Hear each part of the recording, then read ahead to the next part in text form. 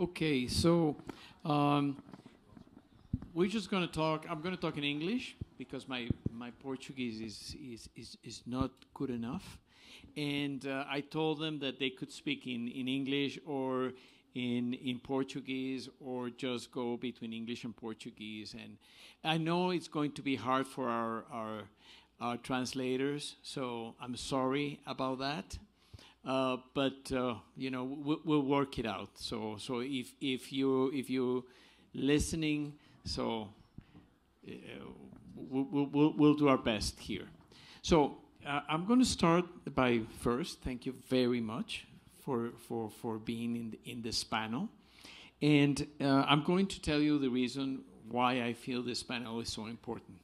Basically, it's the most important panel in the whole conference, but you know that's my vision. Not because I'm doing it, it's because I do feel that the future of business payments is basically the brightest future that there is in payments for non-bank financial institutions. Because it's a huge market. It's a market that has been dominated by banks with traditional wire transfers forever. We, in the P2P side, doing personal payments, we've developed all of this technology, we'll develop all that compliance, we develop all those partnerships all around. And that's been huge. It's taken years to do that. And we have great software that been developed for that. We have great methods. And now the frontier is business payments.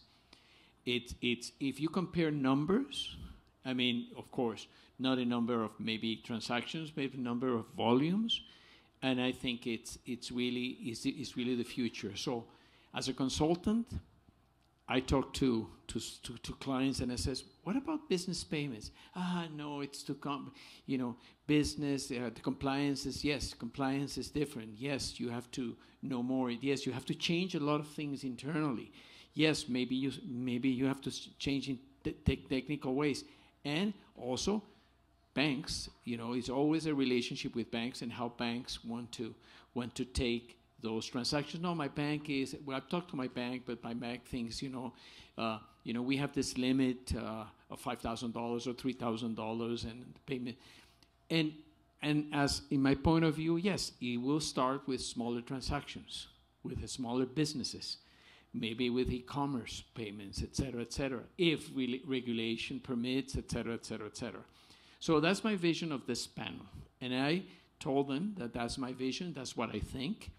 And that's why in every conference that I go, I say this for the last maybe 2-3 years, because I think it's where some of you will probably be very, very, very successful in the years to come.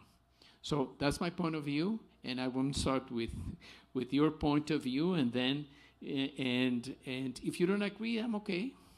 I'll debate, but I want to see it, and because not only in the perspective of Brazil, but also in this perspective in Latin America, which is not easy. Payments within Latin America are complex. Most of them have to go through United States and go up and down, which doesn't make sense, but, maybe digital coins, crypto might change the way money flows, but this is something that we have to deal when we grow the market. So that's my point of view. What's your point of view? My point? Yes, your point of view.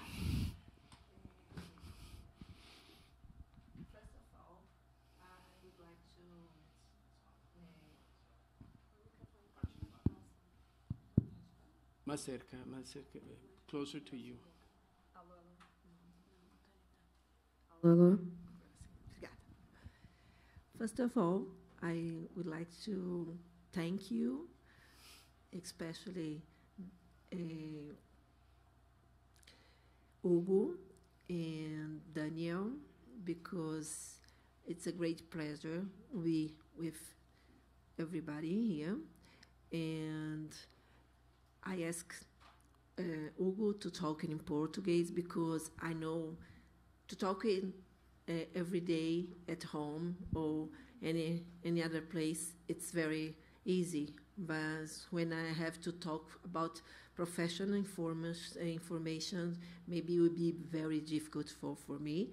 And I want to be very clear, and I hope you have a question where we can talk outside, continue our pain,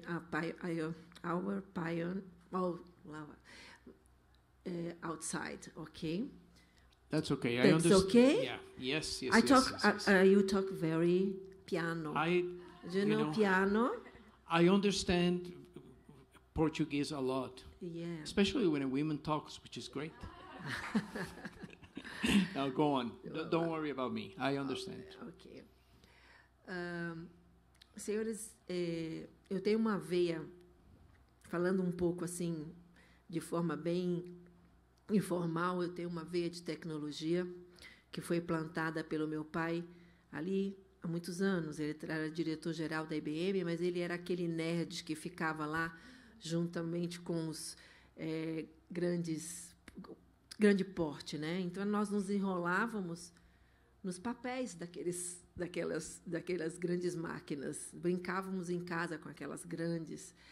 E então tecnologia sempre foi um assunto de muito interesse na nossa família.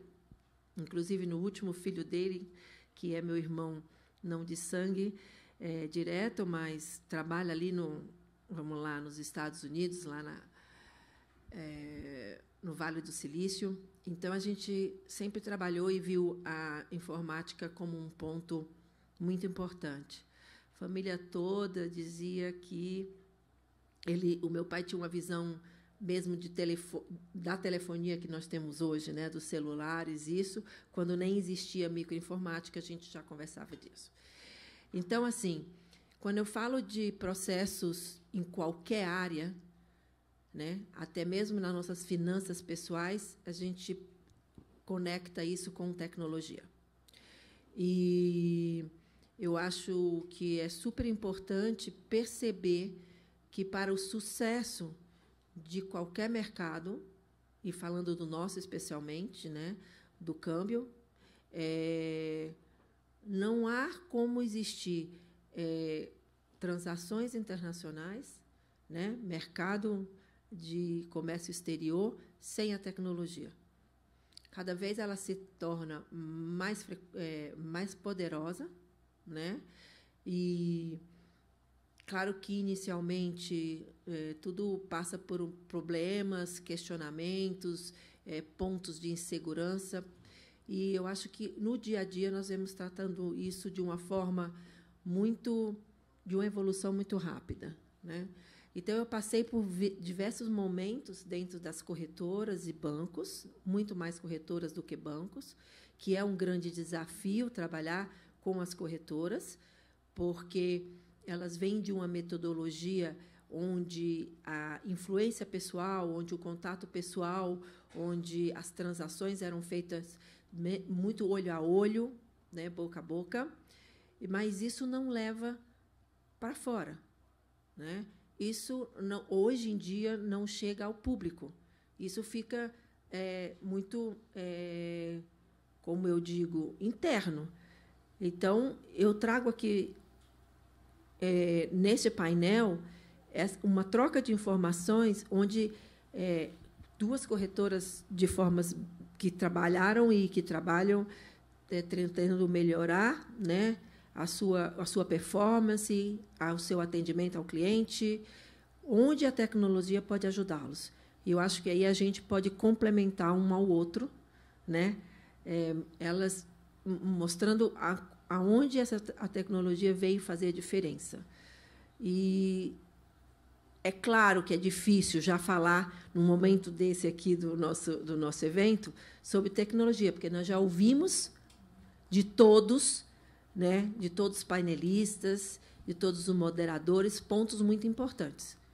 Então, assim, o que a gente tem é complementar, confirmar, né, e validar o que se foi exposto aqui na frente.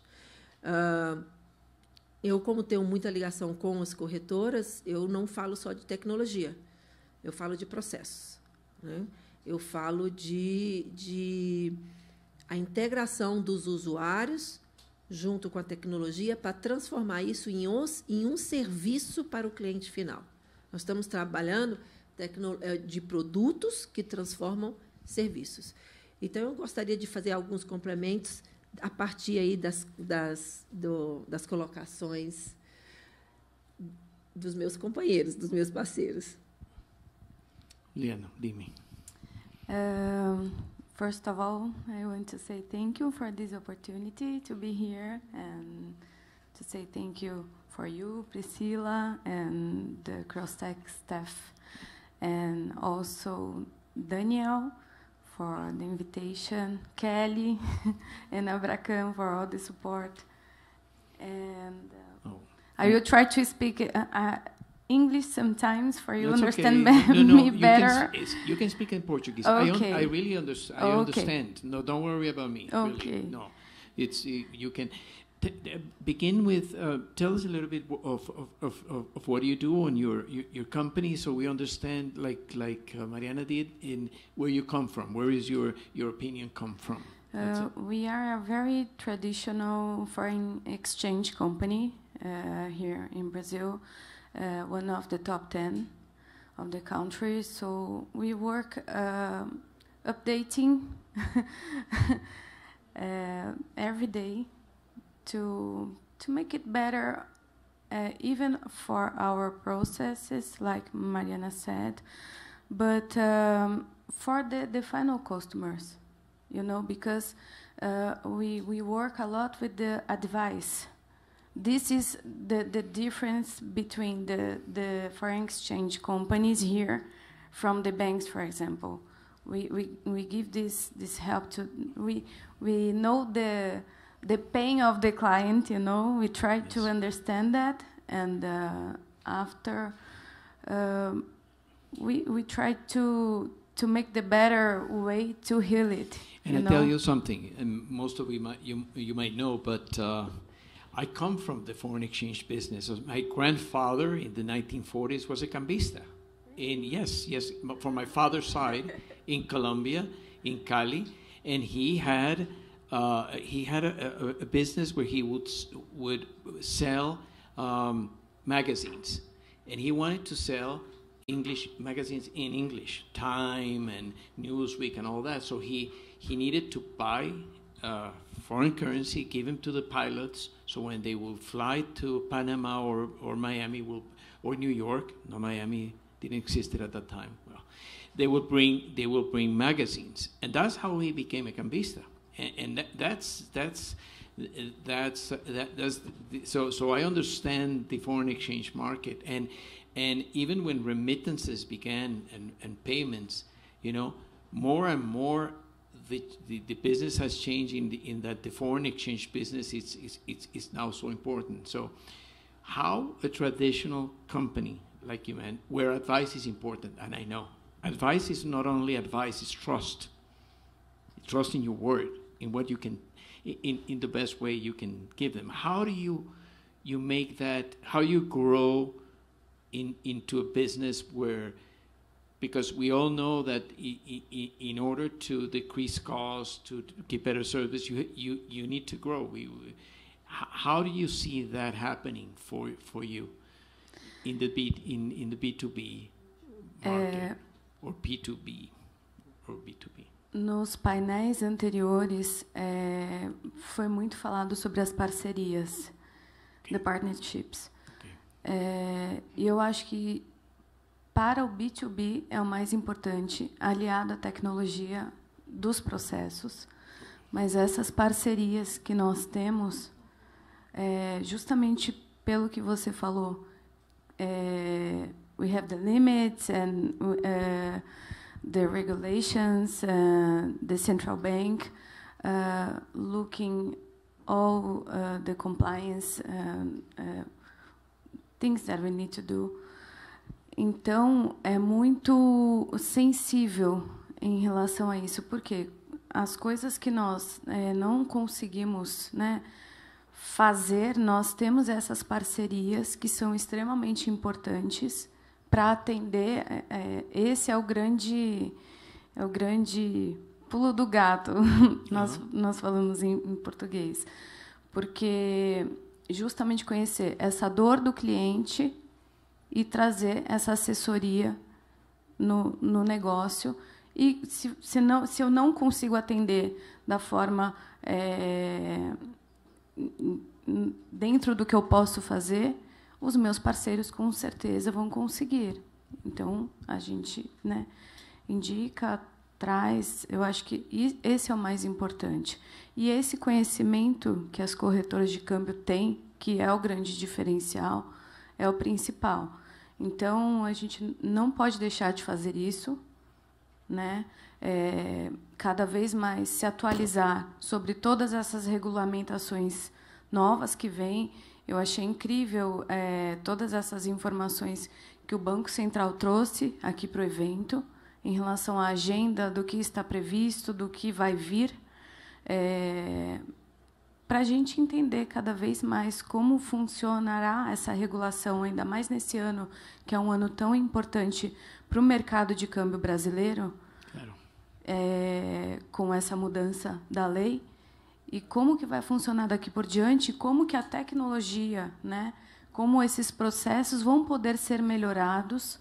E eu acho que até em questão de compliance a coisa vai ficar mais rígida, porém eu acho que vai facilitar muito o consumidor final, e a gente também, de uma forma ou outra, vai ficar mais simplificado.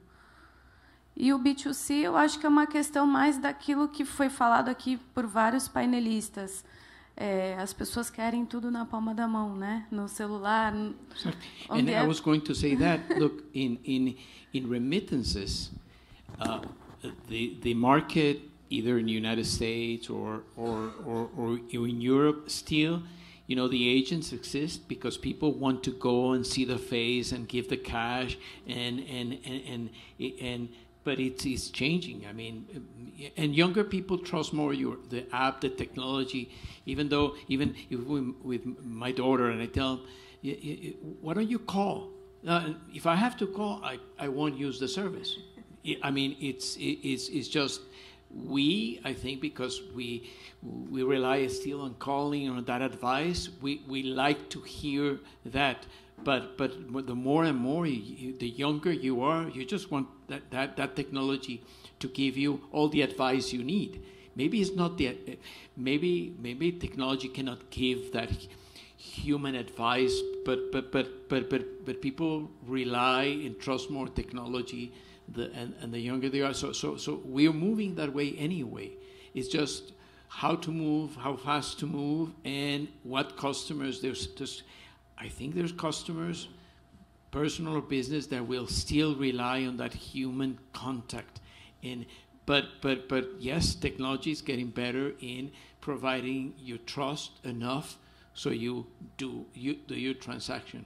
Even mobile banking is taking a long time, really, but it's happening because it's cost effective, etc., etc. What is your point of view and start just telling us, you know, what kind of business you run, so most everybody might know you, but I want to, you know, we have a number of people who are listening to us online who are not here, in a virtual space. So it's important to know where we're coming from, especially people that are not in Brazil. Okay, so first, thank you, Hugo, and the whole CrossTech team to be able to be in the speech here. And from now on, I will speak in Portuguese. Primeiro de tudo, eu acredito que é muito importante a gente ter uma divisão dessa relação cultural que tem entre o uso da tecnologia nesse momento e o mercado tradicional de posição própria e intermediação que a gente tradicionalmente conhece, e isso tem um impacto muito diferente no mercado como um todo e também na cultura de utilização dessa tecnologia, ou seja, A Vision, a gente passou uma transformação de 2019 e 2020 que envolvia tecnologia. Isso trouxe para a gente uma caracterização de desenvolvimento das soluções e dos métodos para atender o mercado que era novo, e ainda é novo, a gente pode se dizer assim, de remessadoras. Porque, por mais que a gente tenha o conhecimento de tantas plataformas disponíveis, a gente entende que ainda novas estão nascendo, novas estão surgindo, e o processamento dessas operações ele ainda não é tão simples quanto a gente imaginava e quanto a gente vê.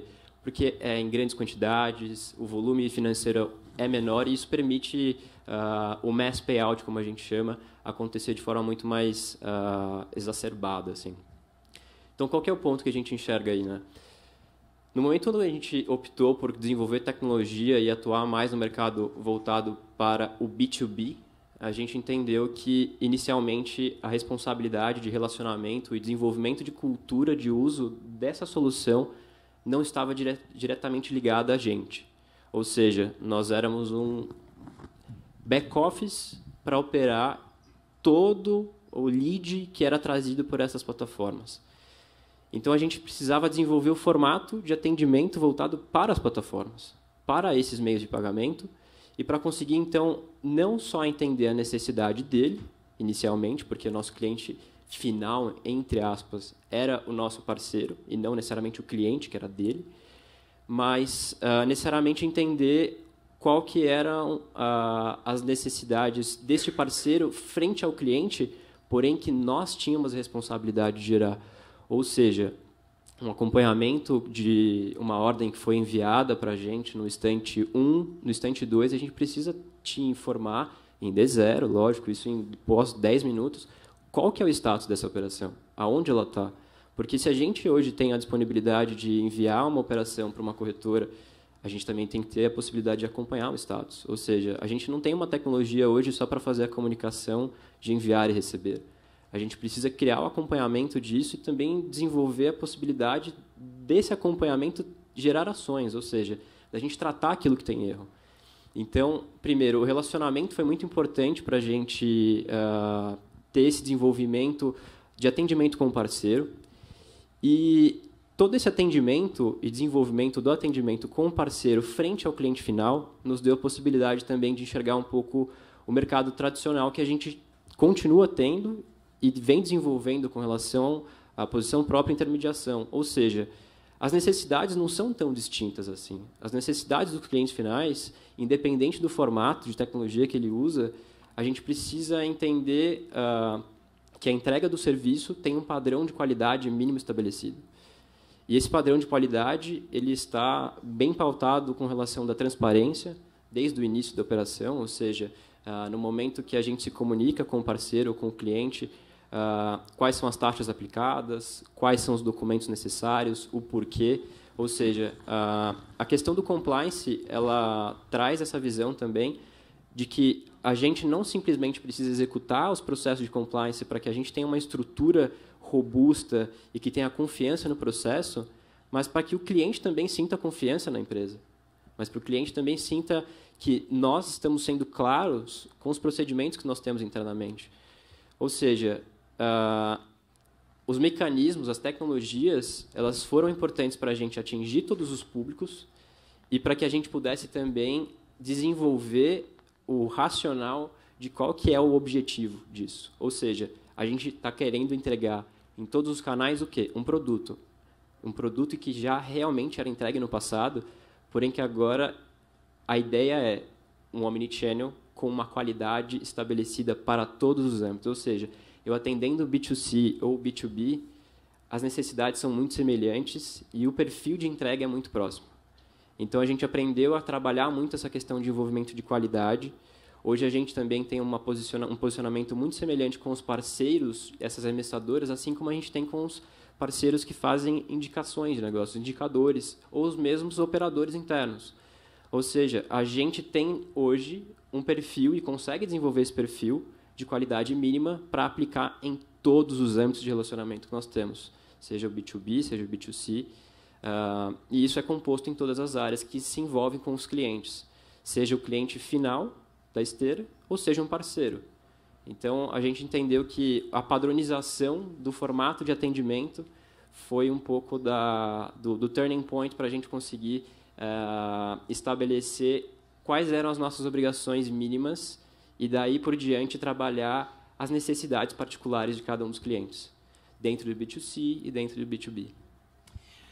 And in the point of view of Brazil and regulation, are you comfortable? Are you okay? Is there anything that needs to change in order for B2B to grow and develop, or do you think the environment, the regulatory, etc., banking, etc., is enough to develop that market even further? Eu acredito que a gente ainda tem um passo a ser dado com relação às responsabilidades entre as parcerias. Ou seja, hoje a responsabilidade de uma parceria de arremessadoras, ela acaba sendo muito alocada para dentro da empresa, no caso da liquidadora, da corretora, que faz o registro no Bacen. Ou seja, a gente hoje tem total responsabilidade do registro de uma ordem que veio de um cliente internacional, vinha uma arremessadora que fez todos os processos de compliance, de cadastro, que a gente precisa confiar, porque é um parceiro, então se ele está trabalhando comigo, eu tenho plena confiança nele. Porém, o que acontece é que a gente não trabalha com um processo de auditoria desse parceiro, a gente trabalha com due diligence. A gente não consegue fazer a revisão de todos os processos que ele tem internamente.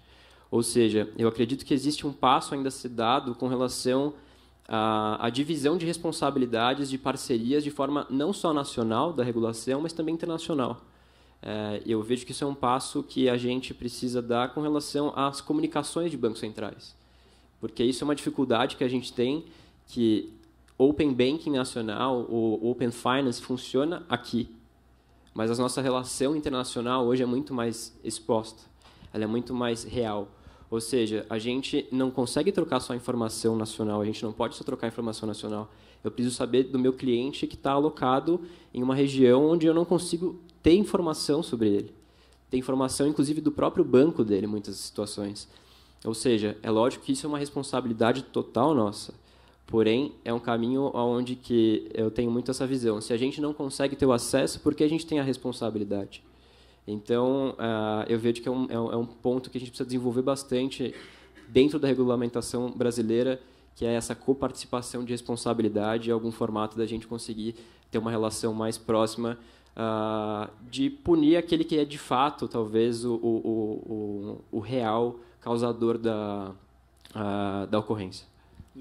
Yeah, it's very, very interesting. Yes, I understand where you come from, and of course, to be able to grow and automate more of those things, you need all those things to be in place, yeah, in order to do it more, without that much human intervention in the process. What do you think, from your point of view? I think you agree with him, but because I was looking at you, but what's your point of view with respect to what else is needed, to be able to grow the market in a way that we've done it in the P2P space. I think we've done so much and I can see it in 10 years. I was talking with Geraldo about everything has changed. Now we're bridging new frontiers, like today with the announcement with crypto, etc. So those things change between the push and the pull, and my job, I've been 30 years in this industry, has always been that. It's just pushing the boundaries so things happened. So tell me what do you see it from your point of view of what needs to be done for those for this the payment institutions, the fintechs, to be able to expand into the B2B world, or B2C or C2B, where B is, because I think with P2P we've done a lot. So how we can transform that into D2B space? Eu acho que nós tivemos, com o passar dos anos, muitos ganhos e muitas conquistas. E, inclusive, eu vou mencionar o trabalho da Abracam, mais uma vez, da Associação das Corretoras, que é importantíssimo, junto a todos os órgãos reguladores, para essas conquistas e para o futuro. Então, eu acho que nós tivemos, ao longo dos anos, muitas conquistas. Agora, como já foi falado aqui muitas vezes, é impossível você excluir a tecnologia, né, da questão das remessas, de todas as operações, né, em geral. Mas eu acho que, com o tempo, o futuro já é uma realidade, até por essa notícia, agora que o Estrela compartilhou conosco, em relação às cripto, sabemos que a tecnologia já está aqui entre nós.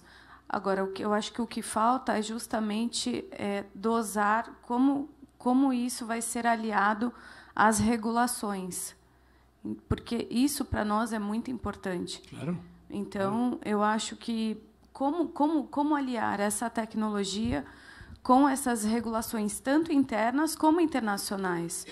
Nós vemos, nesses exemplos que nós tivemos aqui ontem e hoje, esses sistemas de pagamento internacionais que estão, né, eu acredito que estão engatinhando ainda, mas já são uma realidade em outros países.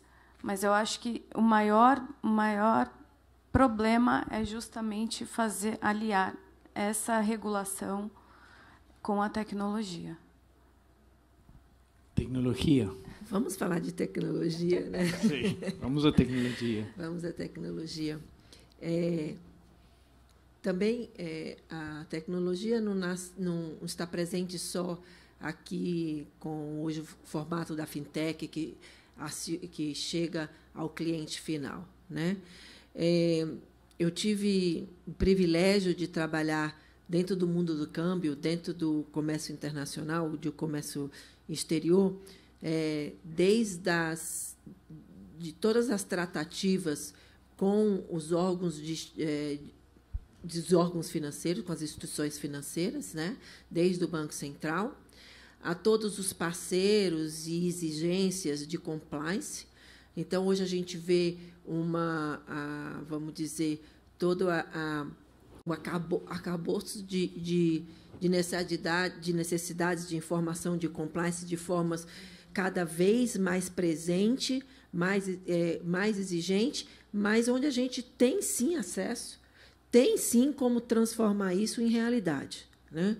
Isso depende muito, muito das mudanças dentro do cenário de corretoras e bancos no Brasil, mas isto é uma realidade. Parece que não é, né? Existe, assim, eu olhando pelo lado tecnológico, eu não estou olhando não de custos, né? Eu não costumo me envolver com o que acontece, embora eu faço tudo para trazer todos os meus clientes muito para próximo, trabalhar próximo, sentir as dores, né? Conhecer cada um dos seus usuários. Mas a Vuori tenta trazer em todos os seus produtos soluções, sejam com desenvolvimento interno, seja com parcerias, né? Não só a visão, vamos dizer, de fintech, de soluções finais, né? Que hoje para nós é uma realidade. Assim, a Vuori não é vista como uma fintech, né? A Vuori é vista como uma empresa de desenvolvimento, de apoio de back-office, né? De todo o processo interno. Mas eu não vejo diferença. Sim, a grande diferença que eu vejo é que a gente tem aqui um know-how muito grande de como isso tudo cresceu, de como isso faz realmente diferença e como isso pode ser agregado. É o que nós estávamos conversando, né? Ontem, eu e o Gustavo e o Rodrigo, que A fintech, para nós, também é uma realidade, todos os produtos de fintech. Então, quando a gente fala do e-commerce, quando nós falamos de Pix, quando nós falamos de... vamos pensar futuramente da cripto, eu não estou ainda inserida muito neste mercado, mas eu vejo que toda essa segurança, agilidade, que é importante, né? Segurança da informação propriamente dito, com todas as regras todas as regras de risco, como redundância de informação, né? But everything is a process where you have to prepare the environment. The market sometimes pushes you, and sometimes you push the market, and it's always back and forth, you know, because you can try to predict what the market wants. Sometimes you can. Most of the time, I feel that you can't. It just drives you. So you can be reactive, or you can be proactive in doing things. Most of the smaller companies, new companies, are the proactive ones. They don't have anything to lose. No. You know, they start and they change things, and then you react. Most of established companies are just looking around and see. It's very hard to be proactive or reactive about the market. But I know where you come from, and can I ask, Geraldo, quisiera oír tu opinión, porque I see you react to this, so I'm going to let him talk from his point of view. Obrigado. Bom, eu pego de surpresa aqui, né? Então, o que eu prestando atenção em vocês, o Hugo pede. Participação ilustre. Não, eu acho que as meninas aí, sabe, já colocaram de uma maneira bastante pertinente. Eu vejo assim, a regulação, eu sou da época ainda que você não podia comprar moeda estrangeira para fazer tratamento de saúde no exterior, né? Hoje estamos aqui discutindo criptoativo como, né, no uso de transações internacionais. Então, o que eu vejo assim, a tecnologia ela é imprescindível, né, como foi colocado, e acho que, uma pergunta que você fez, e aí o que poderia ser melhorado na regulação, se nós olharmos hoje, onde que está sendo o B2B, basicamente, né, envolvendo mais pessoas físicas. Quer dizer, você não tem uma plataforma onde você pode aproximar exportadores e importadores, e importadores e exportadores, ou vice-versa. Isso eu acho que é um grande desafio. Por que isso é dificultado hoje? Porque você tem que fazer compliance, tem que ver documentos ainda. A área de comércio exterior depende de exames documentais, né? Depende não só conhecer o cliente, mas conhecer documentos, ver documentos. Eu acho que esse é um ponto a ser pensado, né? Aí vai depender da regulação, vai depender da área de prevenção à lavagem de dinheiro, porque é onde você coloca, né? Eu vi até que hoje uma conversa, porque eu tenho conheço o seu cliente, né? Mas a área de prevenção à lavagem de dinheiro, ela não é só o cliente, ela é o produto, ela é o serviço, é o perfil de negócio, é o valor. Então, assim, eu acho que tem muito espaço ainda para crescimento, né, dessas operações no B2B, no B2C. E aí, Mariana, você tem tudo a ver, né? Que você que tem o back-office disso tudo. Mas, assim, eu acho que depende, ainda tem uma questão ainda, não é do ponto de vista da transferibilidade da moeda, não é do ponto de vista da conversibilidade, né? Eu sempre digo o seguinte, no Brasil, hoje, vigora o princípio, tudo que é legal é permitido, o mais difícil é você entender o que é legal. Né? Porque é muita lei, muita legislação, cada natureza, abertura, né? Cada natureza de negócio tem uma legislação por trás. Exatamente. Então, assim, dentro desses temas, você estava falando aqui, eu estava pensando, né? Até já estamos... não, tem muita coisa que eu acho que a gente precisa melhorar, mas a gente tem ainda essa questão do compliance mais focado em prevenção à lavagem de dinheiro, que depende de exame documental, depende de você identificar o beneficiário final, quem é o dono do negócio. Você vai fazer uma operação B2B, quer dizer, com outra empresa. Quem é o dono da empresa? O dono da empresa é outra empresa. Não, quem é o dono da outra empresa? Se tiver 10 empresas, eu tenho que achar a pessoa natural que é o dono da 10ª empresa. Isso não tem nada a ver com câmbio, não tem nada a ver com tecnologia, isso tem a ver com prevenção à lavagem de dinheiro. Então, nós temos uma série de coisas que a gente tem que considerar E por isso que eu acho que um seminário igual esse seu aqui é importante para isso, para a gente ter uma visão sistêmica do processo e entender essa visão sistêmica, entender os diversos elos que se relacionam e aonde é que eu cuido de cada um, preservando a legislação. Né? Quer dizer, a Fernanda colocou, eu tenho que adaptar a tecnologia à regulamentação. Esse é o grande desafio. Mas Magela, eu acho que hoje a gente tem recursos, tem ferramentas tecnológicas onde essa análise de pessoas, né, onde envolve realmente pessoas, você pode facilitar. Você pode não resolver, mas você pode dar maior, vamos dizer assim, aproveitamento de tempo, que tempo é muito dinheiro, né? É dinheiro. Então, assim, a gente vê hoje a possibilidade, existem ferramentas com OCR, onde que nós conseguimos analisar que documentos realmente estão sendo entregues, se aquilo está dentro de uma veracidade mínima, para depois entrar numa complexidade.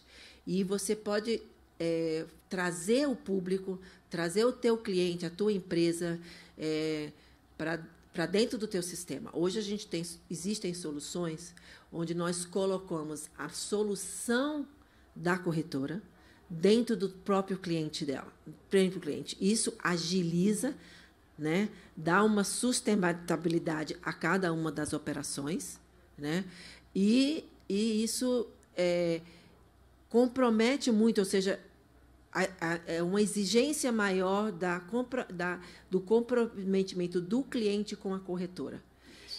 E aí o tempo da corretora é muito mais otimizado. And I tell you, I understand that. I really understand. But we have to also always think that there's a number of operations that are happening that are not happening through formal channels. It's always been like that, and either it goes through, and you know, we know that the biggest country that makes products is China, and China accepts any type of payment. You don't care if you, and there is, and that's happening, and there is payments happening outside. And yes, we try to be very compliant. We don't touch them. But there are others that do. And for a society, and we did it with remittances. Remittances 10 years ago, the big majority of the remittance into Brazil were informal. And I think we worked very hard with the US, with Europe, to try to formalize those markets. So when you said it has to happen in both sides, it has to happen in both sides. And sometimes countries want to do it because of their own reasons. In terms, I don't think China has any interest. It doesn't matter. They're selling anyway. So and the same thing with crypto. There's a lot of transactions being done in ways that they're B2B, but we don't know them. And what we want as a society is to make all those transactions as transparent as possible and as compliant as possible. That's what we want. So, you know, sometimes some of those subjects are a little bit taboo, but we have to talk about them because they're happening, you know, and they're happening outside of us, and we try to be as compliant as possible because we don't want to take risks. The risks are higher and higher and higher. I know, quieres decir algo? Yes. Yes. A última. Só para finalizar aqui, acho que até é um grande desafio para você, para você também, viu, Priscila? Que nós falamos ontem muito, e aqui foi falado também, em Open Banking, Open Finance. Então, eu acho que está faltando fazer o Open Commerce, que é o principal. O financing e o banking é secundário na escala. Então, nós não falamos em Open Commerce. E aqui, eu acho que é uma oportunidade. Para você ter um B2B fortalecido, você tem que ter o Open Commerce dentro de uma figura, né, de... Thank you very much. Obrigado. Eu que agradeço. Desculpe ter interrompido de novo, tá, Hugo? É que você me provoca e eu... Obrigado a todos, obrigada por participar do painel. Agora nós vamos fazer uma fotinho. O fotógrafo vai vir aqui, um minutinho. Uma fotinho. Photographer, please. Pode.